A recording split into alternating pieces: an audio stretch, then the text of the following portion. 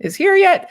My name is Megan Sullivan. I am a senior software engineer at Gatsby. I work mostly on the documentation, and I am here today with Leonard. Leonard, do you want to introduce yourself? Yeah, hello. My name is Leonard and I work on the open source product of Gatsby. So you will see me around issues and PRs and our discussions too. And I also have open source repositories for Gatsby. So maybe you used some of my stuff already or have seen it. Yay. And so today we are going to talk about building an e-commerce proof of concept site using Shopify. So if you were here a few weeks ago, we had Sam Slotsky on to talk about the new Shopify plugin and sort of how that works and what improvements have been made to it recently. And today Leonard is going to show us the front end side of that. So how do you use the plugin to actually build out a site? So Leonard, do you want to take it away? Yeah, let's do it. Okay, let me pull up your screen. All right. So what are we looking at here? Yeah, so we not only built a new Shopify source plugin, but also our team built a new way of building a Shopify site. So we built a Shopify starter for you, which you can quickly grab and create a proof of concept for you.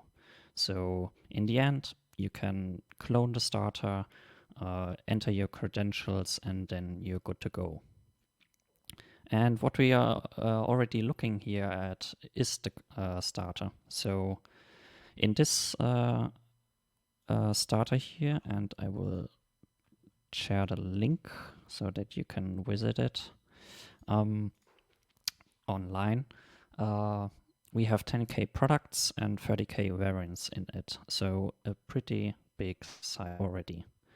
And on the index page, you can decide what to display here because this here is a Shopify collection behind the scenes. So you can decide what to show here.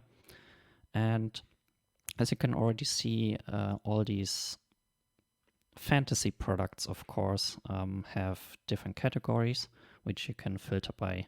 So if we filter by automotive, we don't see automotives because it's randomly generated, but behind the scenes, it's that exact category. And then if we click on a product, each product has its own product page, and then, as we can see, automotive and then some tags. And the way this starter is wired up with the source plugin is that the source plugin leverages the admin API to grab everything. And then this starter here also in addition uses the storefront API from Shopify.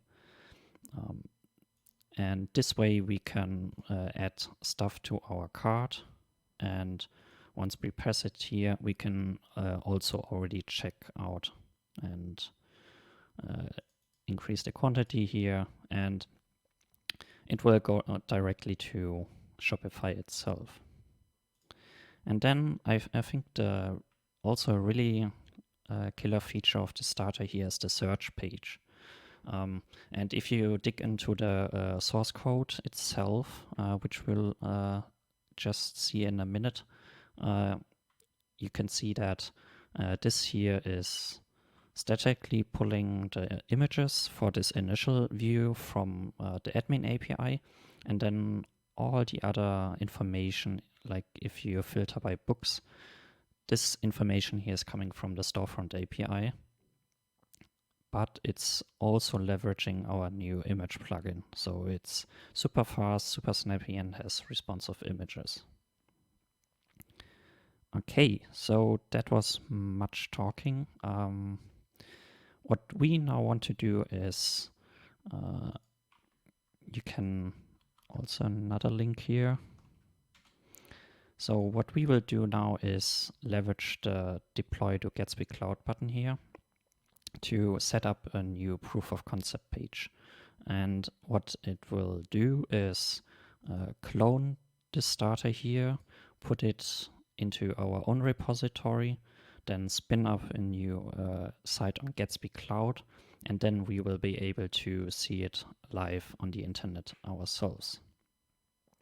The prerequisites you need to have is a GitHub account, a Gatsby Cloud account, and then later, if you want to modify stuff locally, you need to have a Node and Git installed.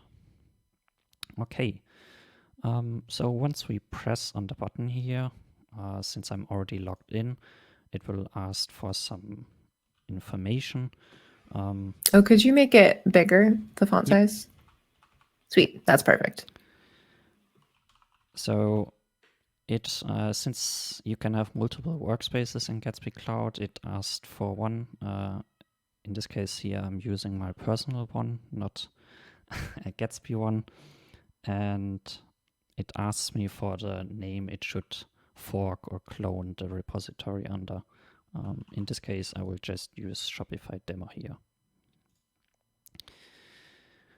And as it says, it's now pulling down the starter we just looked at and puts it under my own repositories, which we'll see in a bit. You can, if you want to do that first, so if you first want to clone the project and then put it up, you can do it via GitHub. And now in the second screen here, it's asking for an integration. We have some integrations set up here that have an automatic or like a flow you can follow, and then there are some, as you can see here, that have some setup instructions. In the case of Shopify, we have a connect button, and here we now need some information from Shopify itself. I prepared some screenshots here so that I don't accidentally show you my private keys here. So once you log into your Shopify store, you have your sidebar here, and there's the apps drawer. And then at the bottom, you can press the Manage Private Apps. Once you created a new private app, because in our case we already had one, you can visit this page, and this private app now enables you to access information from the admin API, because that's what a new Shopify source plugin needs. In our case, we will now need the password in this flow here, and then later we will need the API key. I will copy that from my second screen so that we can keep going here. Then, as I said, it asks for the API key, that is here. And then lastly, the store URL. It's when you visit your overview page here, it will be in the URL itself. So in our case, it will be this URL here. Okay. So it's saying all good, and we can go to the last step where it will give us an overview of what we will do now. And once I press create site, it's building it. And while it's doing that, we can go ahead and refresh my repository overview here and see, hey, here's the Shopify demo that I told Gatsby to create. And since we want to edit it locally, I will just clone it now with the GitHub CLI into my playground here. And actually, while we're waiting, well, it looks like that's already Yep. going. But while you're setting that up, we have Adam Levoy saying that they're getting an error. Gatsby requires permissions to create and manage future repositories on your GitHub account. Please go to your installation settings page and enable all repositories access. So it sounds like when you click is it when you're clicking the Gatsby, the deploy to Gatsby or deploy to cloud button? It sounds like you have to go into GitHub and update your settings for the Gatsby app. Yeah, so when you first use Gatsby Cloud and set it up, it will ask you to install our Gatsby app so that we then can access your repositories, so that we, in your name, can clone and create repositories. As far as I know, you can restrict the access for those apps, so you can only allow the repositories in all the workspaces, but on that detail I'm not sure right now, since it's been a while since I set it up myself. Do you want to go into GitHub and see if we can show that page for where they would edit it? Yeah, it's like in here somewhere. Is there one that says apps? Oh, applications. Down. Yeah. So in this tab, you would configure the Gatsby Cloud app. I don't want to press it now. Yeah, just in case there's secrets. Yeah. But that should give you the option that all repositories access option. Correct. I hope that answered the question. Yeah, great question. Okay. I will open the repository we cloned, and while the npm install, or in my case yarn install, since I use yarn, is happening, I can show around the starter a little bit more. So as I said, we used a new image plugin here and the new Shopify plugin. You will see an RC here because currently the new Shopify plugin is a release candidate. That's what RC stands for.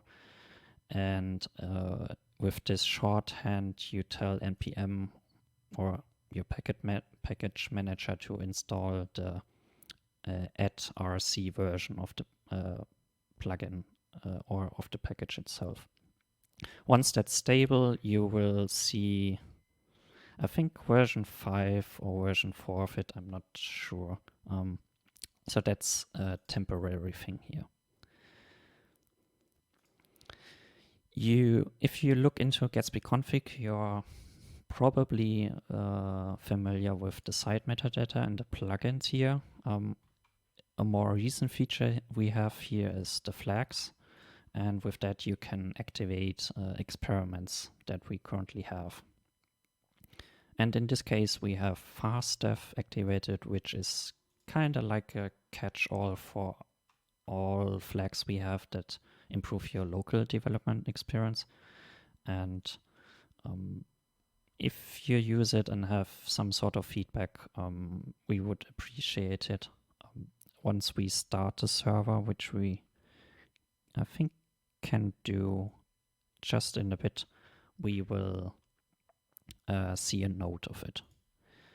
So we wired up all the credentials in Gatsby Cloud, but we also need to do it locally now.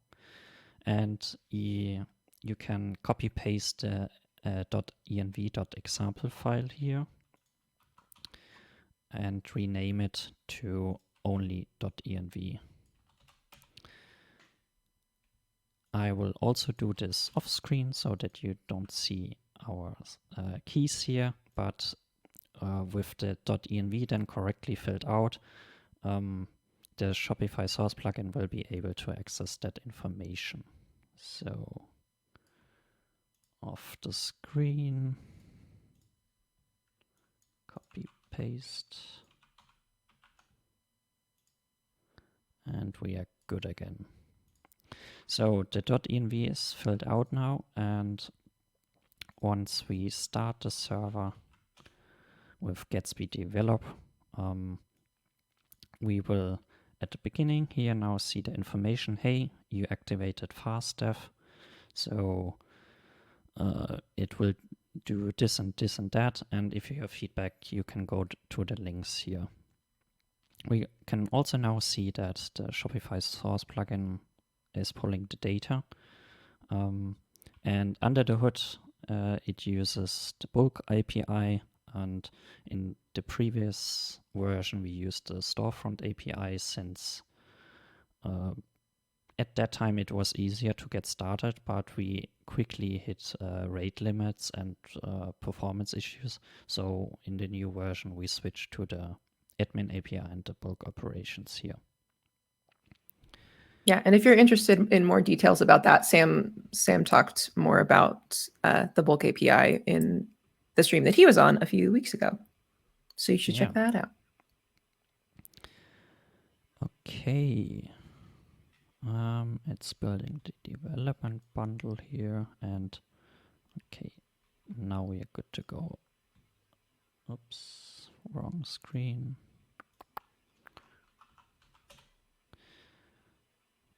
Okay, so in our own instance here, it's not the same as in the starter. So it's 500 products, so a little bit smaller. And of course, we want to change that now since it's incorrect. Okay. I will put this here side by side. And in Gatsby, we have the convention of a source and then pages folder.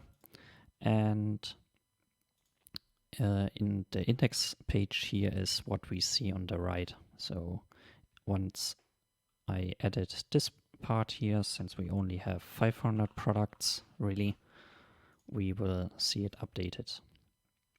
And we want to make it a little bit our own, so we can remove the deploy button, really, since we already did that. And as the Shopify starter is already telling us, oops, did I delete something too much here? Oh, okay. Yeah, and it's telling us, hey, you can edit source components footer here, and then you have your own footer.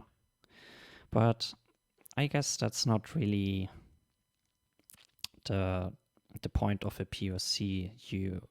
You can understand how you can edit the components once you got a little bit more into the starter code itself. What we focus on when creating the starter is that you can do that easily. So the logic, for example, for the search page is in the form of hooks. So all the like the functionality is away from the styling or the nitty-gritty details of the setup itself.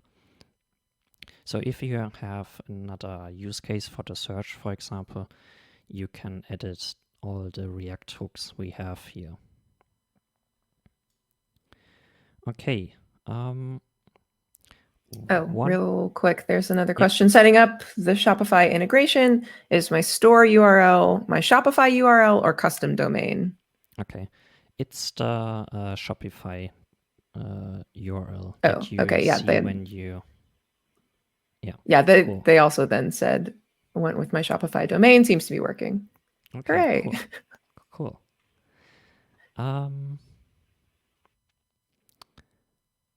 Let's put something other than this part here into the footer so that we can, let's see. we love llamas, because that's a good claim for a company. And then lastly, I wanted to show how you can edit the styling a little bit more. So if you browse the site, you can see a green icon here. You can see the green button, and in the card itself also some green accents.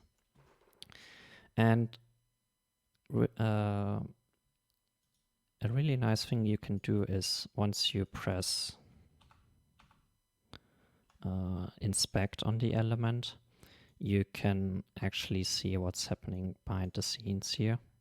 And it's using the primary CSS variable. Could you make the font size bigger for these? Yep. I don't know, does it work in the dev tools? Oh, sweet. Yeah. So yeah, the logo has the color of var primary, and once we press on that, we can see, hey, it's really setting the primary to green 80. And if we want to change the logo of the color of the logo here, we will really need to change this primary CSS variable here. I know they are called CSS custom properties, but everyone calls them CSS variables, so I will stick to that. And the way, if you haven't seen them, they work, you choose some arbitrary element that should be defining them. In this case, we used the pseudo element root, but you can also put them on your body, on this div here, anywhere. And you do a dash dash and then the name, and then you define the value. And then later down the cascade, you can access those values. So I think we want to change the green to a blue, really, since at least I like blue more than green. And here in VS Code, depending on what extensions you have and what editor you use, I get a handy color wheel here. So I will use a blue. And once I press with the shift key on the color value itself, it will also give me not only hex code, but also HSL and RGB. I choose RGB here because if we go to our product page here and we hover over it, you can see it also has a drop shadow.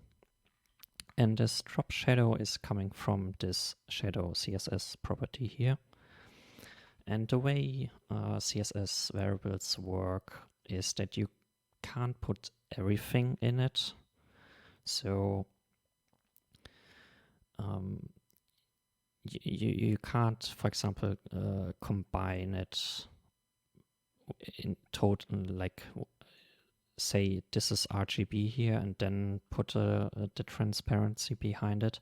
So in this case here, for this to work, this here has to resolve to 3 numbers. So we will copy this and I will remove the parentheses here so that we have the same color but without the RGB function here. Then I will call this blue 80 RGB, change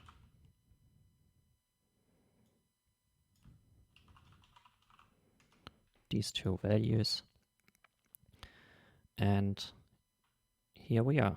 Our primary color now is blue, so we already made the starter a little bit more our own. But that's only locally now. So if we go back to our Shopify demo here, we see, okay, it's already live because Gatsby deployed it to Gatsby hosting, as you can see. But we need to push that change first. So the way it works is when you set up the Gatsby Cloud app, it will also listen to push to your main branch, or if you have pull requests, also to push to those. So I will stop the process here, clear my terminal, and I'm using Git aliases here, so because I can't remember the correct ones, but this one here is adding all the files to our commit. Then I will name it somehow and eventually do a git push.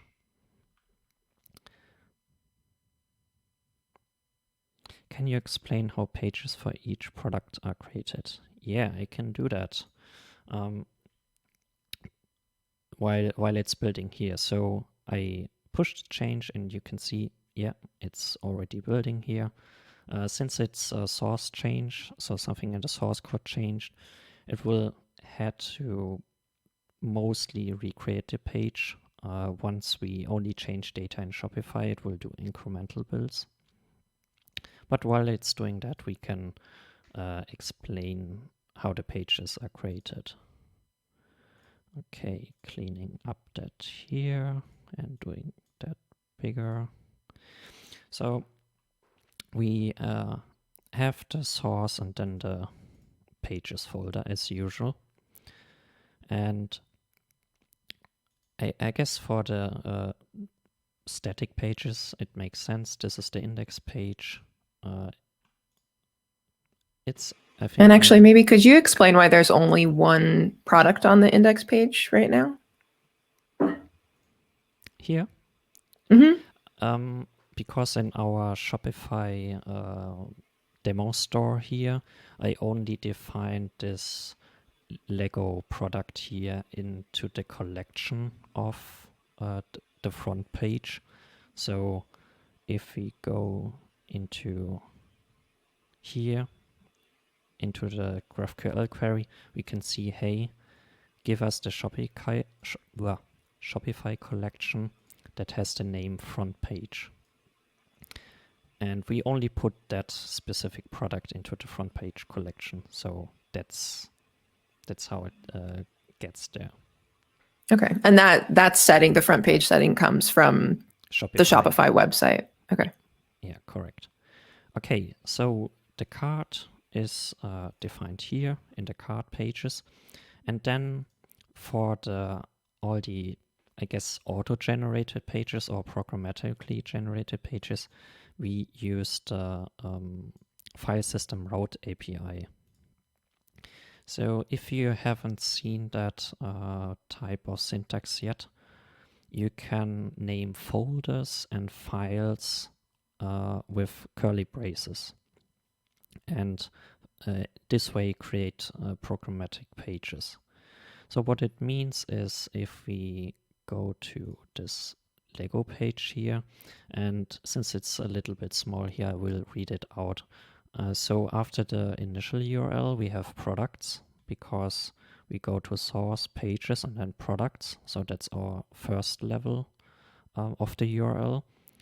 And then with the curly braces, you access or can access our GraphQL data store in kind of the same way, really, as you would, where do we have an example, as you would access in a normal GraphQL query.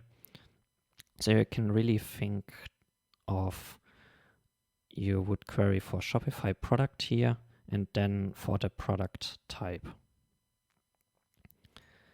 And the product type here is Lego. So that's why on this, I guess, first layer, it's Lego.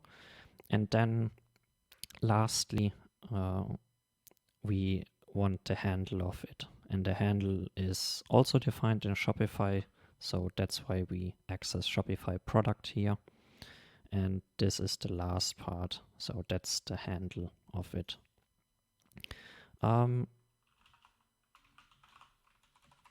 I can also put this here into chat so that Megan can share it. So that's our reference documentation about the file system route API. It will go a little bit more in detail about the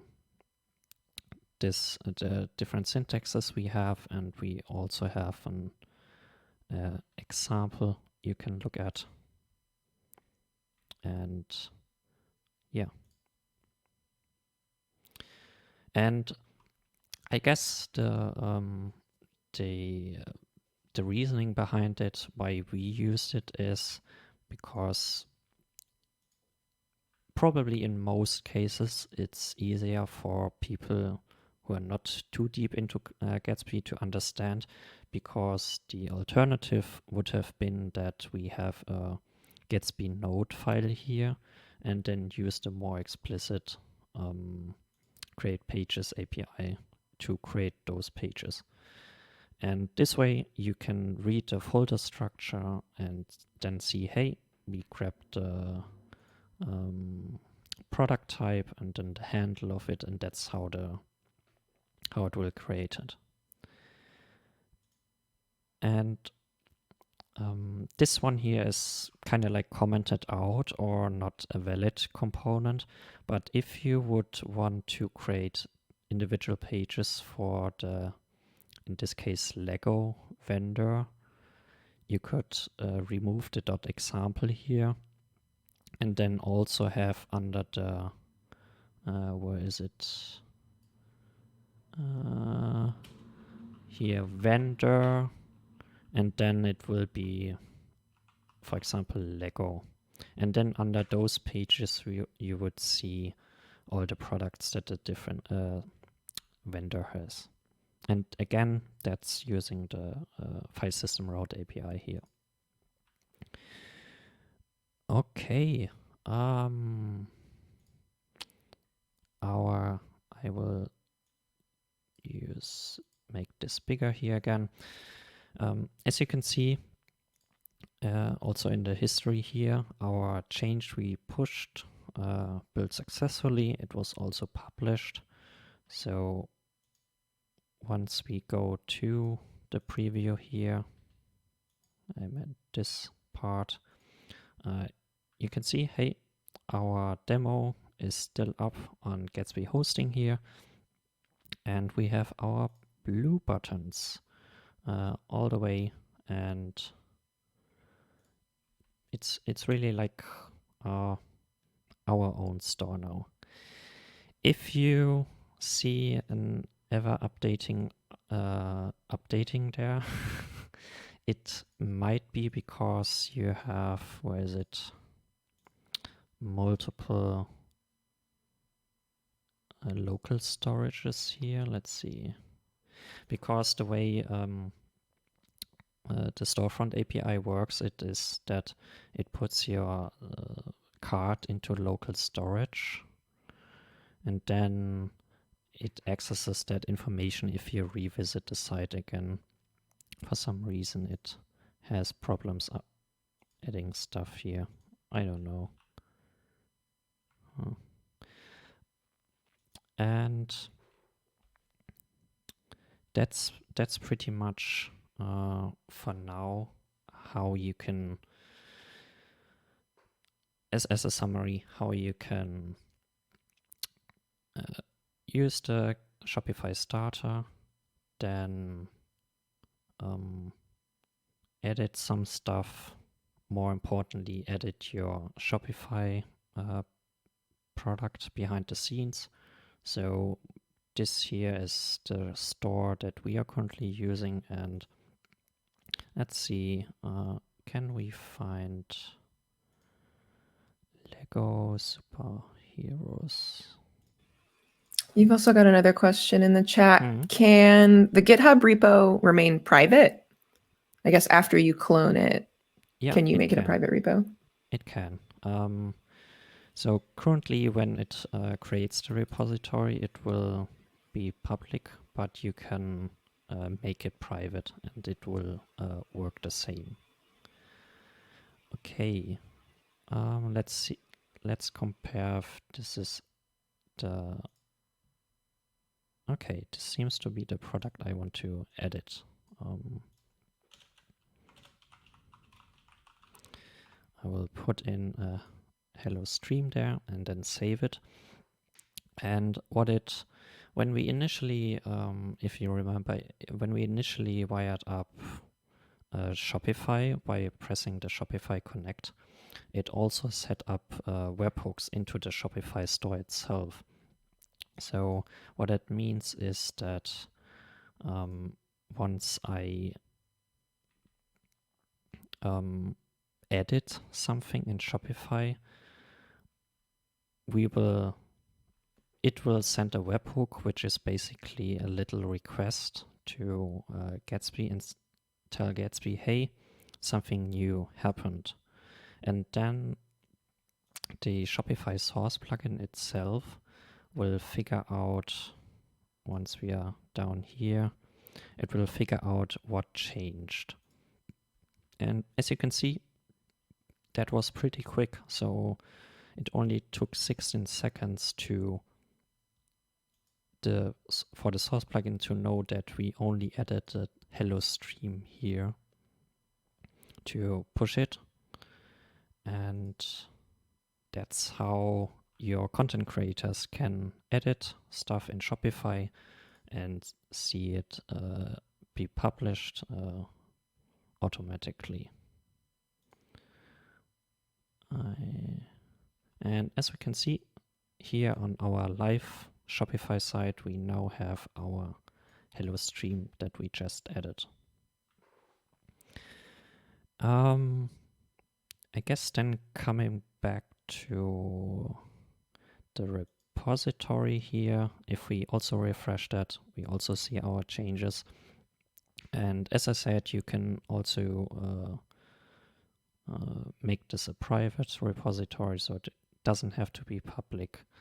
And once we have pull requests from your own, they will also happen here. I guess at this point, everything I wanted to show is, I showed, so I'm happy to answer any questions, show more details here and there, since we have enough time. Nice. Yeah, thanks for that introduction to how to get things up and running. If you have any questions, post them in the chat. It looks like we've got one so far. Is this starter available as a Gatsby theme for cases when you already have a Gatsby site and want to add store functionality to it? Good question. Sadly not. So currently it's a starter in the sense of really a starter, so it's not a theme. For people on the stream or later watching it who are not familiar with themes, let's pull up our docs here. Of course, The Great Gatsby also comes up if you search for that on Google.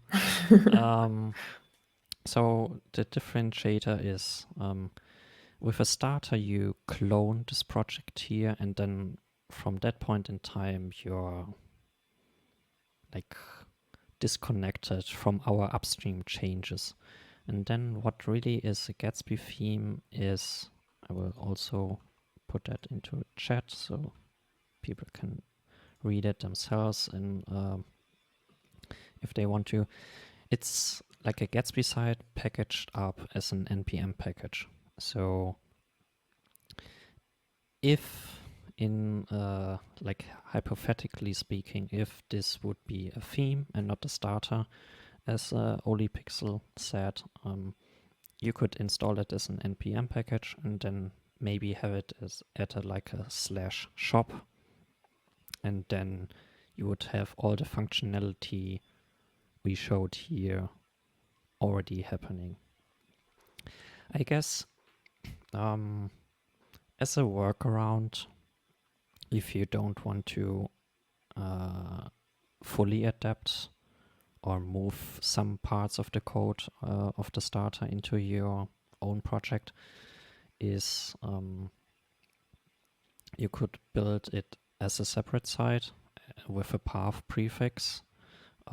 The only downside would be if people browse from your non-shop site to the shop or the other way around. It will take a bit longer because it won't be like an internal link, but it will actually link to another page. But I guess if you have a need for a theme version of that, certainly shout about it. I'm thinking of the best place for it actually. Maybe GitHub discussions. Yeah, I think GitHub discussions. So if you go to our main repository here, we have the discussions feature, and then under the ideas feature requests part, you can start a new discussion and then shout about it. Yeah. Or as Kirsten said, you can also tag us on all the places we are, and then we will also see it. Yeah, I have a question. So I worked in the past at like a big retail company that had like a really big e-commerce legacy site, and they had like a staging catalog, product catalog, and then they had like the production one so that you could test buying things in a staging environment before actually deploying stuff to the live site. Is that something like how would you go about setting that up? Do you need like a separate catalog? Do you mean in Gatsby Cloud or in Shopify itself? Both, I guess. So since I'm certainly not a super expert on Shopify, there's probably or maybe a better way of doing it. But the way we did it is actually creating a whole separate store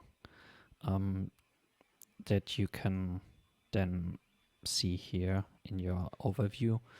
The reasoning also for it is the admin API, or in like the let me pull up the Shopify source plugin here, the source bulk API.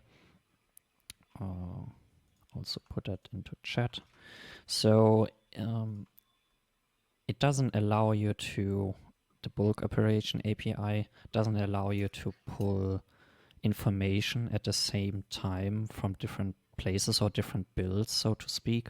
So if you would divide up your only store into like maybe filter it by being active or being draft, then you couldn't pull it in at the same time. So what I would propose, or what we sometimes use, is creating another store. If you're in the Shopify Partners program, you can also do that, I guess, for free, so it won't charge you because it's only for testing purposes. But yeah, Nice. I guess that's how I would do it. So then if you have a separate Shopify store, how would you then connect it? Like, do you use the same Gatsby repo Yep. and just a different set of environment variables? Yeah, correct. So let me pull up the correct page here. So yeah, we have the environment variables file here, and if you go to your site settings here, you also have the settings for that here. And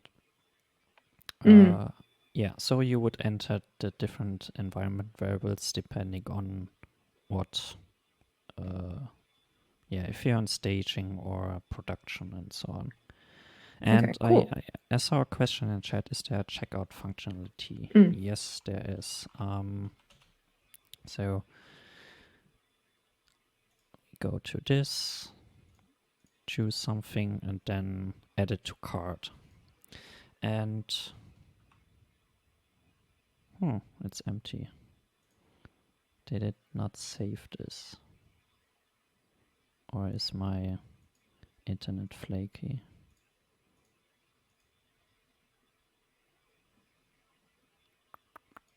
Okay, now I did it. So the way it works with Shopify is that you rely on their own checkout, really. So if I press this button, it will redirect you to the Shopify UI you're used to. Is there any like test data that you can use to like go through the checkout flow without actually spending any money? Yeah, I think there is. I don't know it top of my head. It's probably in their good documentation, but yeah, you can certainly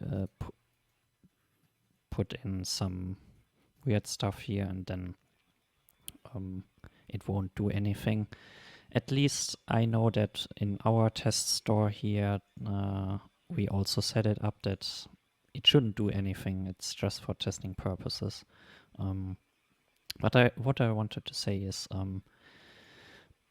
people have asked in the past if you can modify this checkout process here. To the best of my knowledge, you're mostly tied to this checkout process here, unless you want to do something super custom yourself. But the big sites that use Shopify I have seen in the wild, they also use this page here. So I think that's fine. But the checkout itself, or the shopping cart, so to speak, in the starter, yeah, that's integrated. So you can add and remove stuff. Let me add something again here. Okay. Oh, it looks like AliPixel also says, I think you can use a bogus gateway for testing. So if you have to make a fake credit card payment. That's good to know. Let's see if the one thing I wanted to show in the past. Yeah, okay. So the way it works is since this uses the storefront API, since you start a shopping cart, it will put something in your local storage here for the URL. It's this checkout ID here. So once I leave the page and then visit the page again, or do something different in between, it will keep the ID in mind and will show you the contents of your shopping cart, so that you don't forget to buy your stuff that you put into the shopping cart. It looks like Adam is following along. Thanks for doing that. And is running into a production error. Data update from Shopify. Building static HTML failed for path / Any suggestions? Since it says path / I would assume it's the index page. So that might be the case when you don't have... Let's have a look at the index page together. Where is it? Here.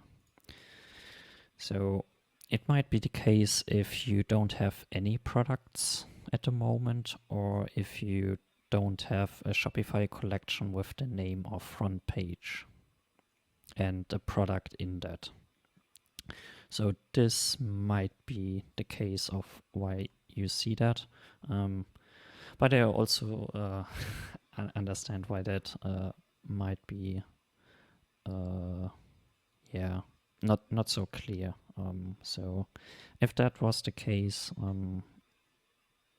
you can let us know during the stream or afterwards, and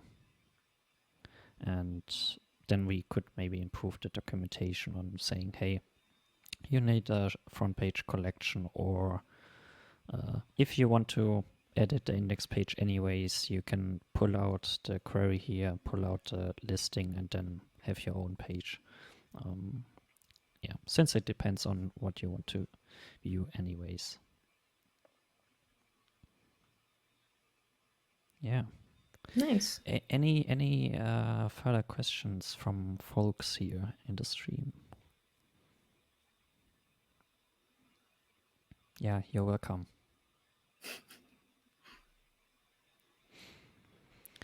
What sort of plugins would work well with this starter? So like other plugins. I know that Kirsten was saying that we added Google Analytics to this starter last week. Mm-hmm.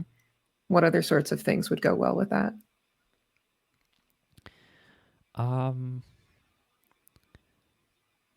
Let's see what we already have installed, I guess.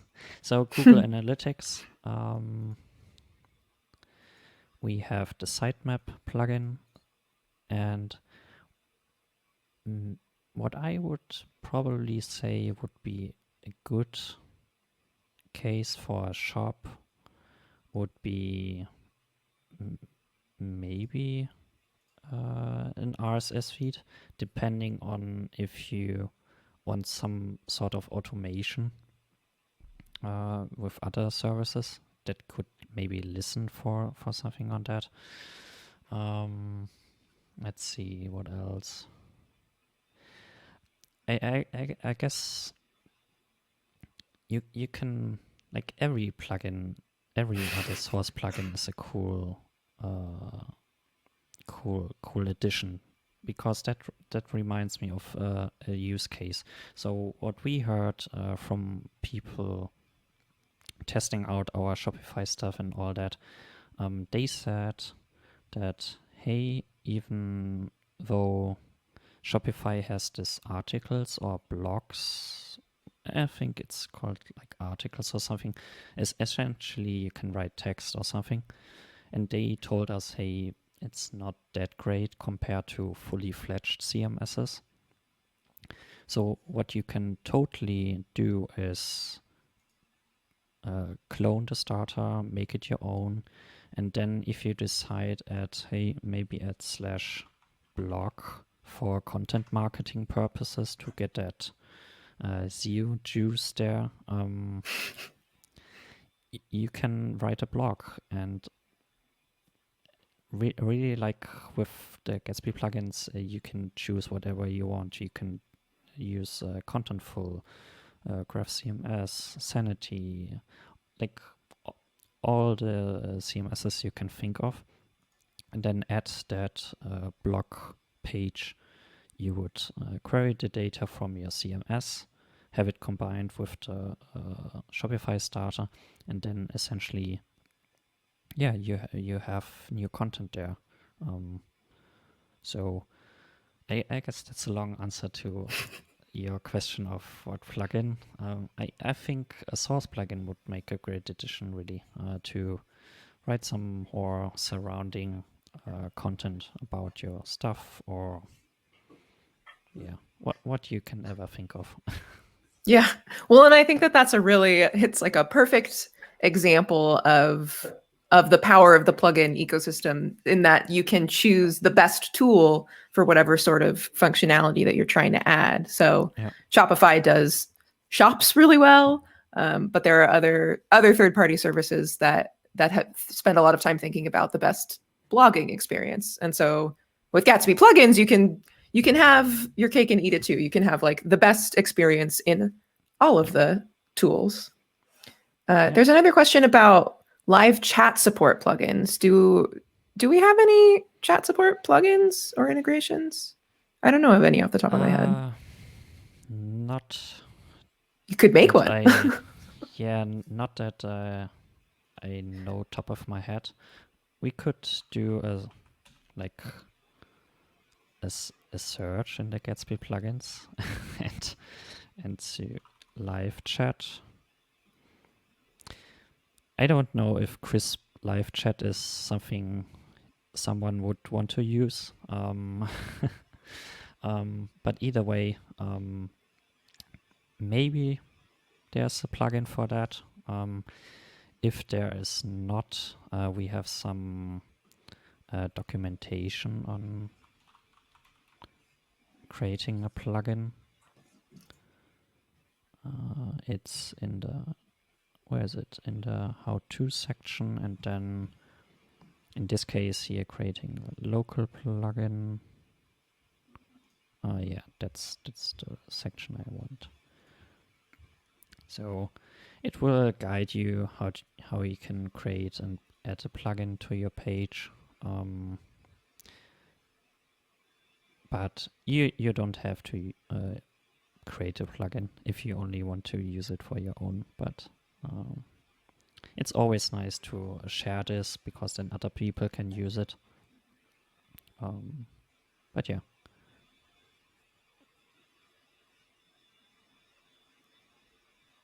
Oh yeah, and Kirsten dropped the link to the plugins library if you want to look through all of your possible options to see what other kinds of integrations you want to add. Yeah. Okay, so if you have any other questions, drop them in chat. I'll also take a moment to say that we have a giveaway for today. Kirsten posted a link earlier.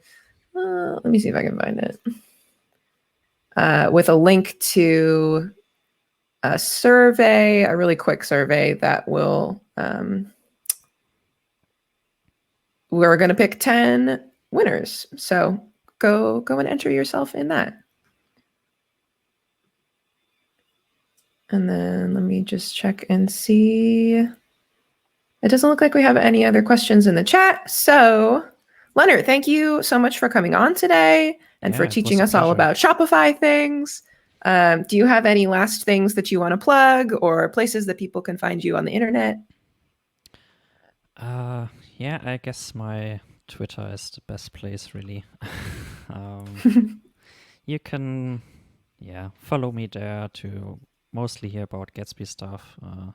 I also do some 3D stuff, so if you're into that, you can see that. I will put it into the chat. And yeah, and then not much else. Not much else.